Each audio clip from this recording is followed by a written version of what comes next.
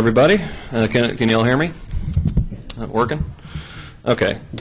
I'm going to follow the template that Steve Balch asked me to. He sent me an email, asked me to cover a number of topics. I'm going to try to see if I can actually do it in 20 minutes. We'll see.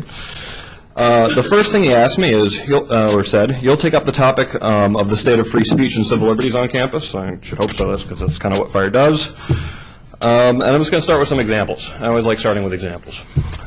Right now, FIRE is dealing with a case at Michigan State University. Oh, sorry, people can't hear me.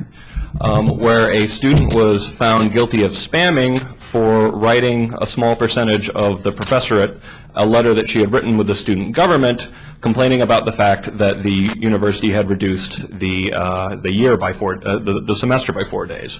Faculty and students were angry about this, but nonetheless, the fact this was an issue of great concern, and she said as a student leader, she was nonetheless found guilty. And the university has ignored 13 civil liberties organizations' complaints that this is absurd. Of course, you can petition government for redress of grievances. I think I read that somewhere. At Brandeis University, a professor was found guilty of racial harassment for criticizing and explaining the term wetback in his Latin American studies class. The professor had taught there for 50 years. It's right out of a Philip Roth book. It's absolutely ridiculous. And Brandeis has a university named for and promising the protections that Justice Louis Brandeis, probably the most important Supreme Court justice in the history of free speech, promised. So it's just Nat Hentoff, who just recently wrote his last Village Voice column, wrote a scathing article about it, but Brandeis still refuses to overturn this racial harassment finding. You can watch a video on the FIRE website about a case in which a student employee was found guilty without a hearing of a racial harassment for reading a book. The book was Notre Dame versus the Klan. It celebrates the defeat of the Klan in a 1924 riot by Notre Dame students. But nonetheless, it had pictures of Klansmen on the cover, and literally judging a book by its cover, they found him guilty of racial harassment.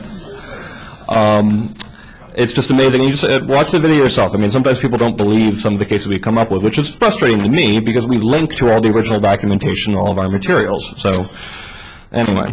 Meanwhile, Valdosta College, which we also have a video of, this was a case where a student was found guilty of a threatening collage.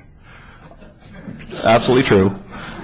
He was protesting the parking garage. This was an environmentalist student, and he put a collage on Facebook that referred to, since the president of the university had been saying that this, believe it or not, garage will be my legacy. Kind of embarrassing. Referred to it in the collage as the President Zachariah Memorial Parking Garage. Now, this was obviously not a threat, and you can tell that they didn't think this was a threat because they stapled the collage to his expulsion letter and slipped it under his door. If they honestly thought this guy was the next Cho, I don't think they'd be doing that. But they also really picked the wrong guy. This guy's a Shambhala Buddhist and a decorated EMT who, by account of his girlfriend, will not kill spiders. So they're getting sued, and hopefully they're going to lose a lot of money. This very same school, up until FIRE became involved, maintained a speech zone of less than 1% of the campus for 11,000 students that was only available from noon to 1 and 5 to 6 weekdays with 48 hours advance notice. And you could be kicked out if you were found to be a clear and present danger, which we know at Valdosta State University equals collages. Meanwhile, at other red alert schools, at Colorado College, we had a case where, definitely look into this one, where students were found guilty of violence for making a parody of a gender studies flyer of violence, and the university is standing by this decision, still saying, well, big deal. I'm like, you're saying it's not a big deal to have a finding of violence for a parody on your transcript?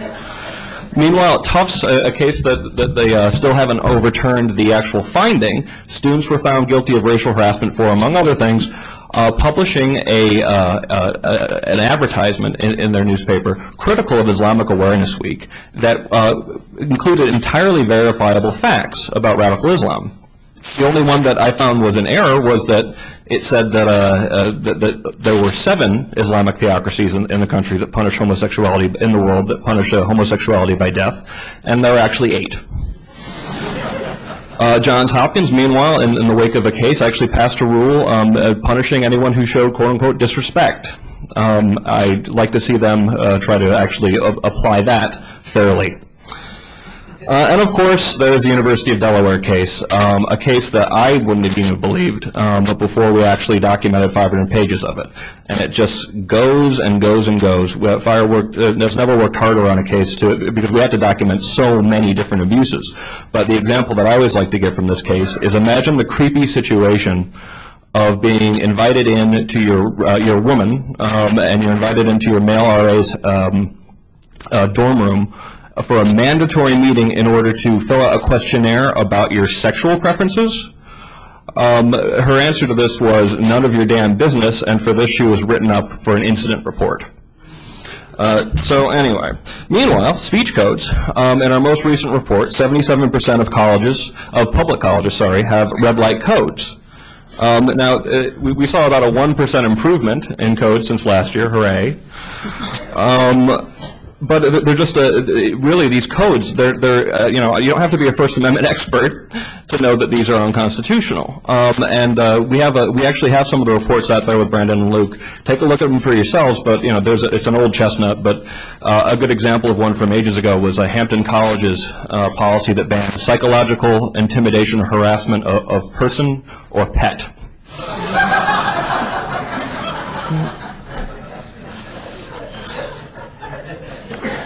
We occasionally face some skepticism on our speech codes ratings because we find so many, but I'd like to point out that of the approximately 12 lawsuits that have been conducted against schools Fire have dubbed red light colleges, these have been 100% successful. 100% successful. That's not very common in a litigation program. And the ones that have resulted in opinions have resulted in very strongly worded opinions, including most recently a circuit court decision in Dijon, which actually brings into question some of the most standard harassment policies that are out there. But even before Fire, there have been 20 years of defeats of speech codes. There has not been a single victory since 1989, since Doe v. Michigan. And just case after case after case. Yet these codes seem to increase in number, and there's a lot of reasons for that. I actually wrote an article that appeared on the NAS website that actually explains my opinion of where this comes from. But I don't have time to cover that now. But my legal strategy on Fire's legal strategy to really address this is we've sent certified mail letters to 250 colleges across the country telling them that you have red light speech codes, and given the utter clarity of the law with regards to the free speech rights of students, you should not expect to enjoy qualified immunity if you get challenged on this anymore, which means they can be held personally liable. And this is our honest legal belief, but this is a scandal, and this has to end. These are laughably unconstitutional. So then Steve asked, I think our audience would like to know whether, given all Fire's great work, there has been a discernible direction in the evolution and status of campus civil liberties, or whether with each leak plugged, it seems yet more spring forth. For example, and that's he wants to see where I think things are headed. In the summer of 2007, it seemed to me that things were actually improving. I was optimistic. I felt like we'd actually made some progress. I was impressed, for example, that universities did not, in general, with one exception, punish students, and actually 2 exceptions, punish students for publishing the Muhammad cartoons, something that student publications had done across the country. I was impressed that we were getting increasing calls to actually address student administrators on these issues, and in general, the absurdity of the cases seemed to have declined somewhat since their worst levels in 2005. But then, and I should point out that all of those examples I gave have been since the fall of 2007. Go to Fire's website. There are just hundreds and hundreds of examples of this, but all of those ridiculous cases, all since the fall of 2007. So that's a little discouraging, to say the least. I'm very proud of the work that our little organization has done. We're actually celebrating our 10-year anniversary this year. and we have secured 136 victories at 110 colleges and universities with a total enrollment that exceeds 2.3 million. Not bad. Among these victories, we're responsible for changing unconstitutional and repressive policies that affect more than 1.4 million students. Again, not bad for a relatively small young organization. But why then do things seem to be getting worse? I have no way of proving this, but allegedly the number of administrators on campus finally exceeded the number of people involved in instruction as of 2006. I don't think that's a coincidence. And this is where the problems are coming from, in my experience. They're coming from the administrators. It's the reason why I try to go every year and be a very unpopular speaker at the Association of Student Judicial Affairs. I try to actually explain this, and it's no fun, but I think it's necessary. Now, I don't believe that, now this is something that people are going to disagree with me on, but I do not believe that professors are as infatuated with quote-unquote hate speech theory as they once were, as they were in, say, the 1990s. Indeed, Nadine Strawson called me last week, when I was trying to be on vacation, to ask me about why she's suddenly getting all these questions about speech codes and hate speech codes. She was wondering if there had been new scholarship written about this, if there had been new legal justifications for this. And my answer was absolutely not. These have been clearly, there isn't new scholarship defending speech codes in general. There's more scholarship that's critical of it. The courts are absolutely uniform on this, but it's the administrators who have taken up this as being actually a moral imperative, which is amazing that you would teach that censorship, which should actually be a shared value. So quickly, I wanted to get to the Obama administration. I've been asked to give my opinion on where I think we're headed with the Obama administration. I want to first of all be clear, this is not a official fire position. Indeed, given the political diversity of the staff members and board of fire, there's no way we could have one opinion on this. But I'm going to go on a little bit of a limb and give my own predictions. I'm very hopeful, frankly. First of all, the Republicans were in charge of everything for nearly 8 years. And they didn't do anything about free speech on campus. And I think this partially comes from the idea that basically PC issues, the problems of PC on college campus doesn't quote unquote stick to conservatives. It's it's a lovely thing to have as a whipping boy for angry conservatives, but why would you want to kill that goose to engage in a terrible, terrible mixed metaphor? Meanwhile, Democrats who want to paint themselves as centrists can only be embarrassed by what they see as people on their side doing. As for Obama himself, and this is one of the things I have to admit I very much admire, he understands constitutional law at a very sophisticated level. This is very encouraging to me. And I suspect he will have less patience for PC than conservatives fear, and probably some hope. I was also asked by Steve, do you worry that an increasingly politically correct judiciary and federal bureaucracy in the Obama administration? I'd say somewhat. I'm always worried about something. But I have to say that even judges who drag their feet like Avon Cohn did in the first speech codes decision in 1989 had to agree that speech codes were unconstitutional. I mean, Avon Cohn even appended Mary Matsuda's words that ruined to Doe v. Michigan, where he shot down their speech code. But so you can't really. It's very hard to depart from the established law on this, and for the most part, when we're talking about the general political spectrum, you're talking about sort of when you come to mainstream Republicans and mainstream Democrats. Well, the belief in speech codes really doesn't go, at least in my experience, really beyond the academy. Even within the academy, the professors tend to disown it, whereas the administrators stand by them. So, and do I think this is another question from Steve, do you think the politically correct within the American Academy are likely to feel more empowered by the Obama victory? Yes, I think in many ways they will. I think they're wrong. And in other ways, as Abigail pointed out, I think that the idea that America is a hopelessly backwards nation in need of moral purifying to root out its deep psychological racism faces a challenge in our electing a black president by a wide margin. I think that, and that's one of the things that I do think ends up justifying, certainly the University of Delaware program, is this idea that our society is morally sick and administrators are the ones that are going to cure us of this.